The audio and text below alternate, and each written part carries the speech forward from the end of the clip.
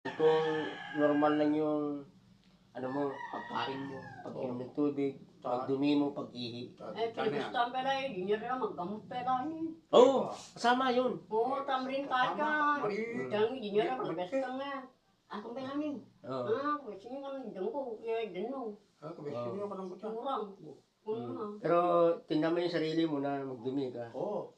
Importante magdumi, minom ka ng tubig, marami. Katugabi, magdumi na ka. Oo, tapos minom ka ng tubig. Oo. Kasi pag pumunta ang isang tao sa ospital, ang unang ipangluluna sa iyo yung dextrose. Yung dextrose tubig kasi yung Tubig. electrolytes na tubig. Tubig yun eh. O para ano, maano yung dugo sa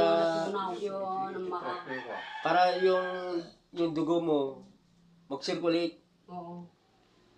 Kaya ina-applyan ka ng tubig kasi yung dugo tubig din yan.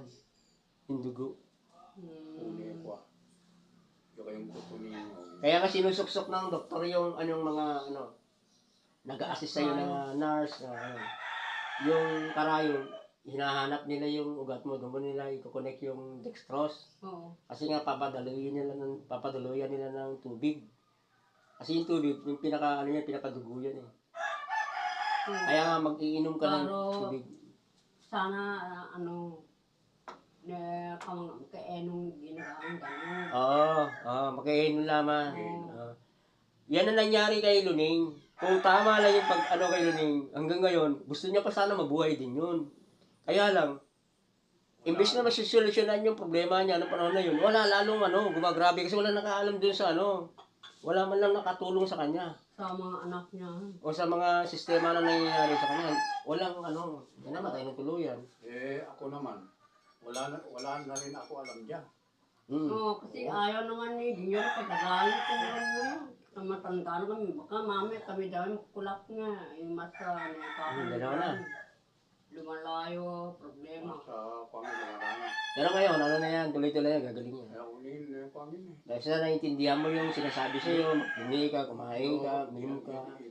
Kuang mo iti. Oo. Nung magdumilok no gabi. Oo. Magdumilok. Oo. Kakal ko yan. Kagal ka. Kunya na. Yung pag-inom ng tubig, ba't damihan mo isang baso. Sa loob ng isang araw, kailangan 8.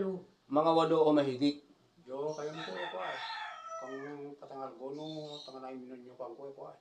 Ubus ka ng dalawang ganito. Dalawang ganito. Ubus yan. Kasi pag nakaubos ka na, ibig sabihin, yung dugo mo na marumi, yung nagbara-bara, Oo, para maano yan, gagalaw yan eh.